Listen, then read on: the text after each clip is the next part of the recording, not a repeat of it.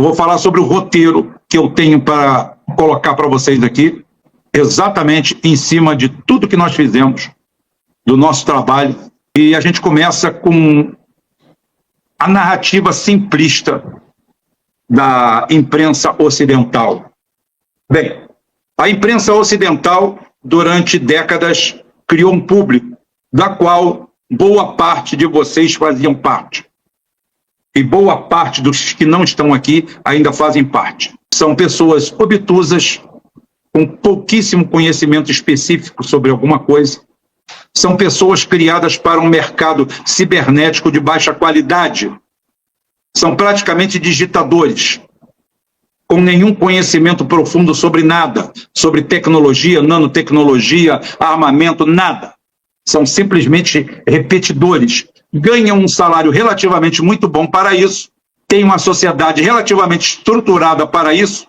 Para que isso acontecesse, é claro que países na África estavam morrendo de fome, países pelo mundo inteiro eram explorados, países como o nosso vendem suas commodities a preço de banana, as nossas estatais para manter a vida deles, mas a narrativa simplista da imprensa ocidental é diretamente proporcional à baixa capacidade cognitiva de um mundo que não soube se renovar, que nas últimas 3 gerações, as últimas 2, a terceira, 3 gerações para trás, na Alemanha se passava fome, na Europa se passava fome. 3 gerações depois, ninguém sabe nem de onde veio. Está preocupado com a doutrina woke, está preocupado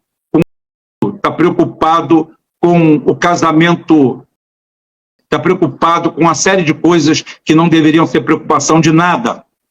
A narrativa simplista da imprensa ocidental diz que você bota da vida, diz que ele tem 30.428 diplomas, 158.728 pós-graduações, 10.325 doutorados, e ele é o gênio capaz de dizer para você que o que você está vendo está errado.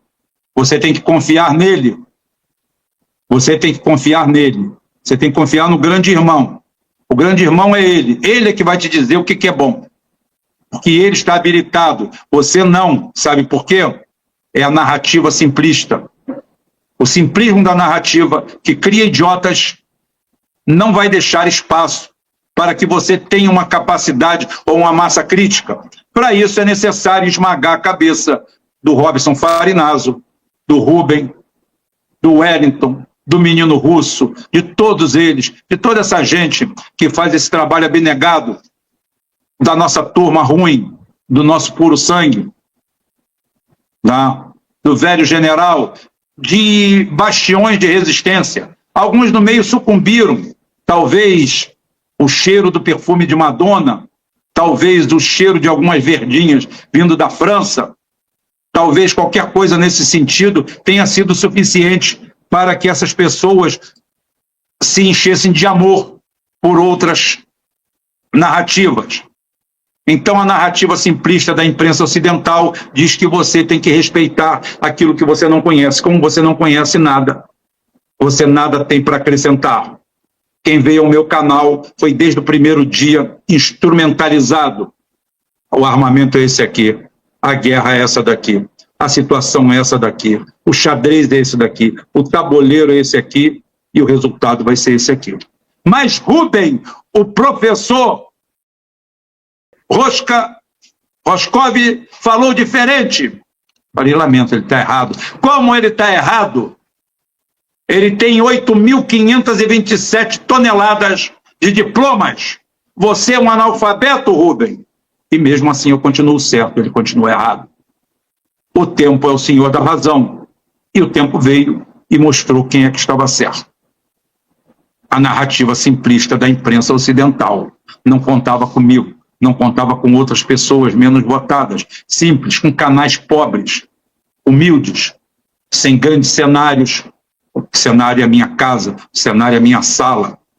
Está ali, olha, esse é meu cenário, meu pobre cenário. Tem um celular um pouco melhor, foram vocês mesmos que doaram, o pessoal da Nova Resistência, amigos, amigas, gente capitaneado aí pelo Christian na surdina, junto com o Rubem, meu filho. É um celular que eu faço a transmissão, uso outro de apoio, uso um terceiro para a gente não ficar fora, tudo dentro do mais processo espartano. Mas uma coisa que é informação, qualidade, você recebe. Está aqui. A narrativa simplista da imprensa ocidental não ganhou da gente. Nós ganhamos. Nós ganhamos com riqueza de informação. Você chegou aqui, o que é o Orichnik? Calma que o Rubem vai explicar. O Rubem, da melhor forma possível, explicou o que era o Orichnik. Se você quiser, está lá. Tem vídeo do Orichnik. Como funcionam os mísseis russos? Está lá. Como funciona o armamento? Está lá. Por que tal a ação não deu certo? Está lá. Por que a contraofensiva não deu certo? Porque não existe contraofensiva sem poderio aéreo, nem que seja setorial momentâneo. Quando você não tem condições. Você vai matar pessoas. Você quer os 500 bilhões que o Trump está querendo saber onde estão, com toda razão. Como os Estados Unidos, com 50 milhões de pessoas na linha da pobreza absoluta, e os idiotas ainda me perguntam quem eu sou, é bom que o Trump fala. Quando você vem perguntar para mim, pergunta para o Trump, porque o Trump está repetindo tudo que eu falo. São 1 milhão de drogados perdidos nas ruas, e são 50 milhões praticamente de homeless, ou algo aproximado, gente num nível de pobreza espartana, miserável, no pior momento, quase uma favela, o know-how aqui é diferente. Isso você tem aqui, isso você teve aqui, isso você vai ter sempre aqui. Não me troco por nada nem por ninguém. É isso aqui, a narrativa simplista da imprensa ocidental. A sofisticada é a minha, é a do Wellington, é a do Carlos Velasco, é a do Rafael Machado, são as entrevistas do comandante, é o professor Lourenço Carrasco, nas vezes que tem aqui, alguns que antes de se venderem, se prostituírem, ainda faziam alguma coisa. Hoje não, hoje tecem luas por quem se nos dobra. Então, esse daí é o primeiro ponto, a narrativa simplista da imprensa ocidental. Esse foi o grande inimigo de todos eles. Vocês que passaram por cima disso e vieram para cá, se encontraram comigo, com o nosso grupo, vocês estão de parabéns, assim como nós. Nós estamos juntos. Aí, a cobertura foi suja, foi uma cobertura tentando satanizar a figura da Rússia e transformar o bem e o mal. Eliminaram tudo, omitiram a motivação histórica, a motivação incentivada, o Euromaidan, os golpes, a Vitória Nuland, a USAID, as biotechs, os laboratórios, os biolaboratórios, a lavagem cerebral, a russofobia, que já durava mais de 15 anos, implementada antes do Euromaidan. Cadê? Tudo isso foi omitido. Você só tem isso aqui. Quando eu falo aqui, é aqui, no nosso pequeno segmento. É só aqui que você vai ter acesso a isso. O impacto da desinformação, a polarização global e a tentativa de dificultar qualquer mediação pacífica levou a esse quadro que está aí. Esse é o ponto 1 de tudo. A narrativa simplista da imprensa ocidental, que contava com um público de idiotas que ainda consegue fazer lá na Europa aquelas mulheres que parecem mulheres de programa, ali em volta da Bélgica, ocupando cargos das quais não têm o mínimo preparo. Os grandes cargos de decisão na Europa, inclusive militares, na mão de mulheres que mais parecem garotas de programa, e homens abestalhados com cara de drogados e idiotizados. Esse daí é o tópico de quem manda na Europa. O resultado não podia ser diferente desse aí, não. Agora nós temos o ponto 2. O ponto 2, a devastação e fragilidade da Ucrânia no pós-guerra. Tá? Há uma crise humanitária na Ucrânia. A Ucrânia passa por um momento terrível. Estamos falando aí de 1.200.000 mortes. Estamos falando de mais 2 milhões de pessoas lesionadas ad eternum. A infraestrutura que calcula-se que pode levar 70 anos para ser refeita. Isso com investimento, porque foi a Rússia, a União Soviética, que deixou essa estrutura lá. O projeto de ocidentalização da Ucrânia, em todo o período pós-rompimento do Estado soviético, não melhorou em 1 grama. Ou seja, as privatizações, o neoliberalismo nunca levou 1 quilômetro de asfalto, nunca levou 1 metro de praia, nunca levou nada para a Ucrânia, que se vira até hoje com o espólio do antigo regime soviético. da militarização, das armas, as suas usinas e estradas de ferro e rodovias, tudo oriundo ainda do modelo soviético. Os anos junto ao Ocidente Maravilha não trouxeram nada, trouxeram prostituição, degradação moral, fascismo, consumo de drogas, comércio de drogas, e tendo a Ucrânia hoje como uma das maiores populações carcerárias fora de seus limites, ou seja, pela região do euro, se você for mostrar a todo mundo, um dos maiores números de prisioneiros, aprisionados, detentos, são ucranianos, concorrendo bem com os romenos e outros também, que caíram no engodo do Ocidente Maravilha. O Ocidente Maravilha prometia tudo e não entregou nada, só entregou devastação. A Rússia sabe disso. Saiu de uma União Soviética totalmente estruturada, caiu num país que tinha 120, 130 homicídios por ano. Todos os segmentos foram destruídos, todos os segmentos foram saqueados. A prova está aí. O dano à infraestrutura da Ucrânia é sem limite. O Ocidente não vai para lá para consertar nada, vai para tomar o que tiver. Isso nos leva a um risco de fragmentação interna. A reconstrução vai ser anômala. A região que ficar junto com a Rússia vai ser realmente a toque de caixa, como já acontece em Mariupol, totalmente acabada, funcionando, perfeita, já nas linhas russas. A Ucrânia vai entrar em colapso. A Ucrânia não tem mais previdência social. A Ucrânia precisa de uma ajuda monstro que o planeta não vai dar para ela. Ninguém vai dar. Trump disse, eu dou, mas eu quero as garantias. As garantias sou eu. A garantia não existe. Não existem garantias. Tudo que foi dado foi errado. Todas as planilhas foram mentirosas. Pelo menos 1/3 a 2/3 do dinheiro sumiu. Pelo menos a metade.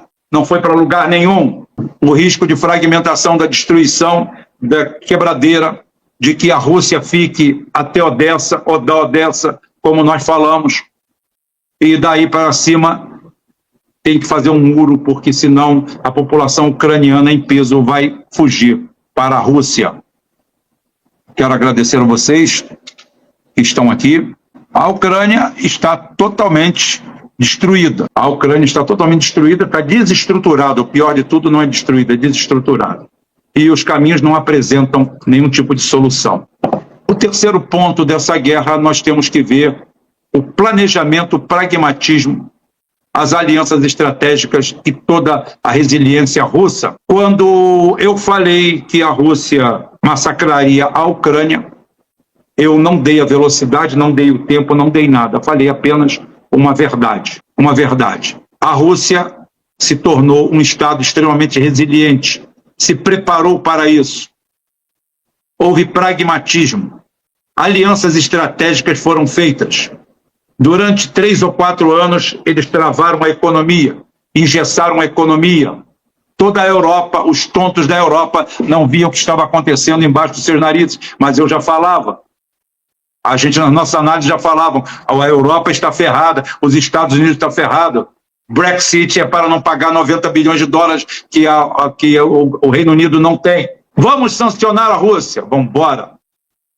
A Rússia usa chips de lavadeira. Que chip bons. A Rússia está perdendo a guerra. Moscou está cercado. Putin tem um câncer terminal. É verdade.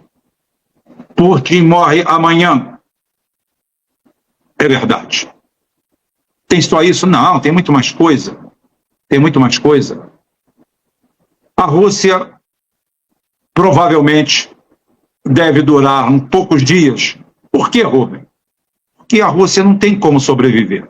Com o nível de gasto da Rússia, segundo o MI6, a Rússia não consegue sobreviver por mais do que 6 dias. É o tempo que foi dado para a Rússia.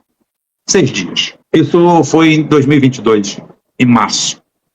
Em março de 2022, a Rússia, com apenas 30 mil baixos no campo de batalha, 95% da infraestrutura do país, 99% da infraestrutura do país intocada, apenas com perdas militares pontuais, principalmente sistemas de navegação.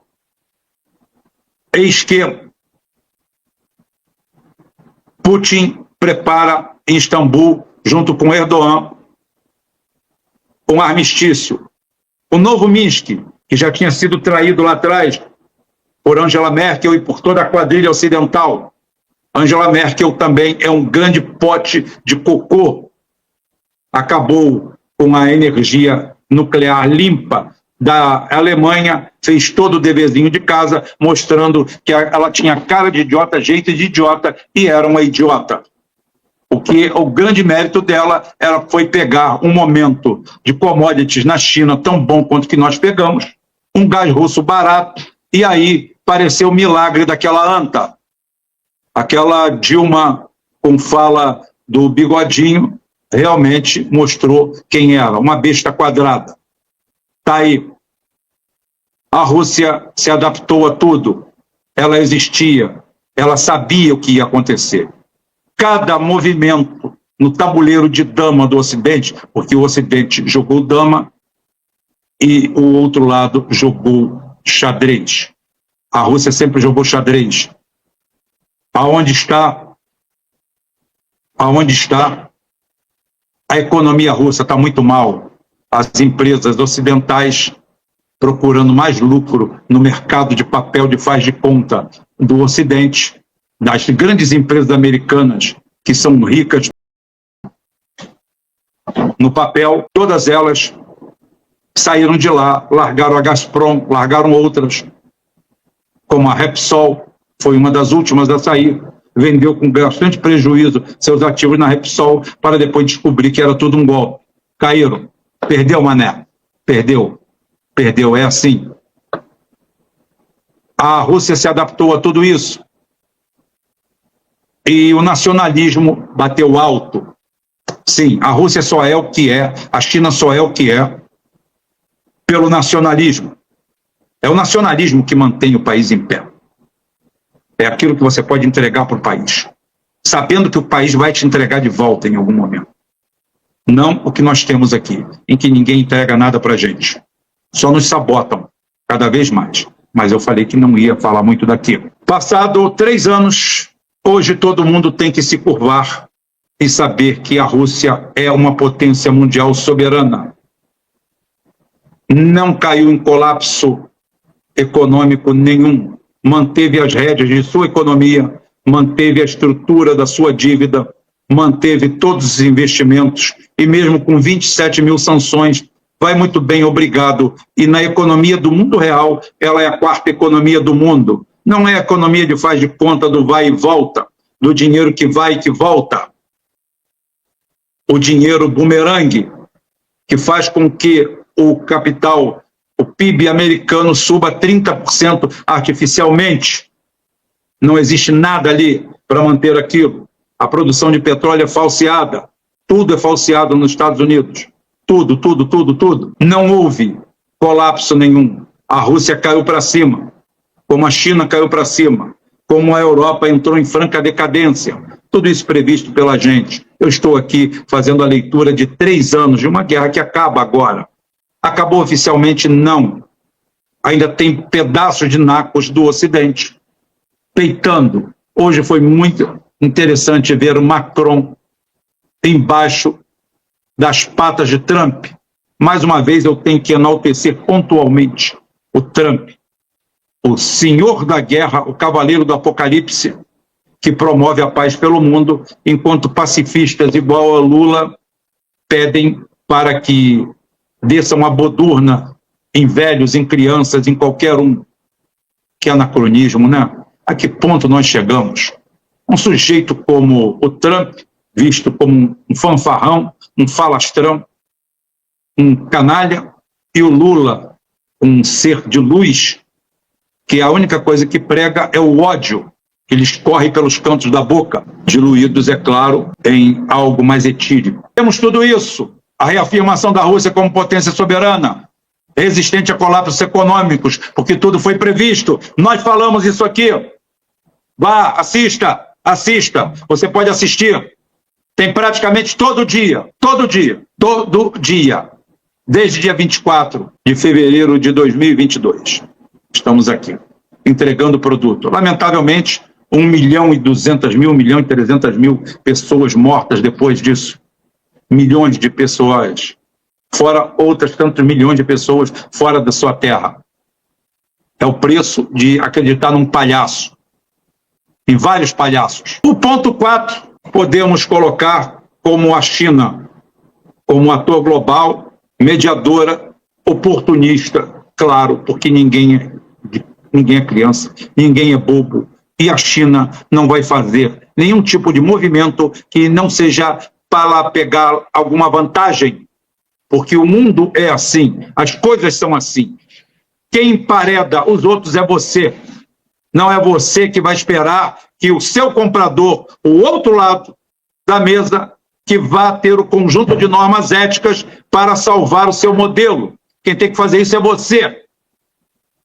Quem tem que cuidar dos interesses do Brasil é o Brasil.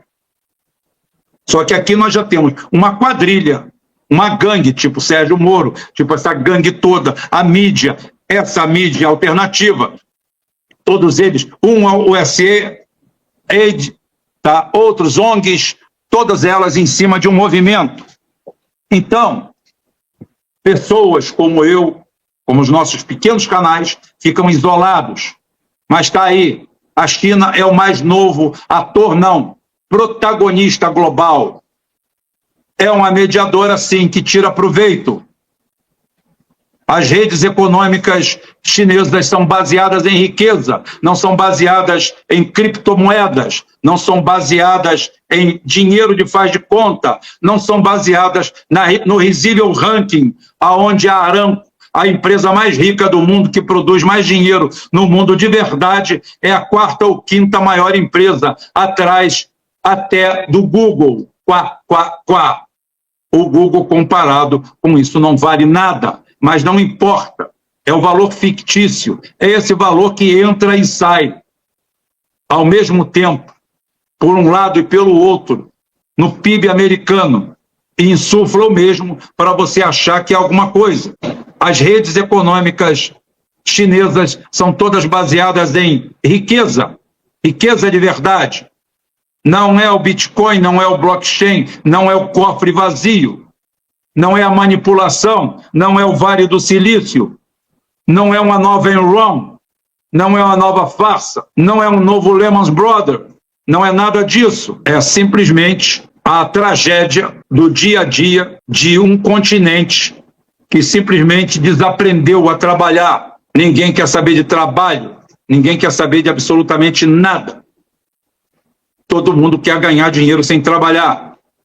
A China volta à velha dicotomia dinheiro, riqueza, trabalho e mantém uma rede econômica sólida. Haja visto que as suas bolsas são irrelevantes. Se você quiser ir lá investi-las, investir nela não tem problema nenhum, à vontade. Só que não tem praticamente lugar para especulação, tem lugar para ganhar dinheiro. Só isso. E enquanto mais ela media, enquanto mais ela coloca suas fichas no ar, quanto mais ela bota seus dólares no mercado, mais ela enfraquece o entorno e vai mantendo a sua hegemonia na sua soft power. A soft power chinesa, ou movimento suave da gentileza, tem levado à conquista de todos os quadrantes do planeta. Onde você vê, você abre a porta, tem um chinês atrás. Adeus, não é só na pastelaria, tem na pizzaria também, tem na churrascaria também, tem em tudo quanto é lugar. Eles estão por tudo quanto é lado, eles continuaram com o velho hábito de trabalhar, de tirar a riqueza do suor, aonde inspiração existe, Modesto, inspiração existe, mas a transpiração chega primeiro, até porque até o Tesla nos piores momentos de briga com orgulho com Thomas Edison, trabalhou com aquele físico maravilhoso do Tesla, abrindo valas, por ironia do destino, para passar linhas de corrente contínua de Thomas Edison. Se sua vida foi miserável, a história lhe vai ser muito grata, não tenha dúvida nenhuma. A vida é apenas um sorriso, um instante, um flash. Não importa onde ela te pegue. Às vezes te pega numa mediocridade total. Quem eram os grandes bilionários do século XV, XVI, XVII? Ninguém sabe. Ninguém quer. Ninguém tem a mínima ideia. Tá? Ninguém tem a mínima ideia disso. Porque não interessa. Não importa. Ninguém quer saber.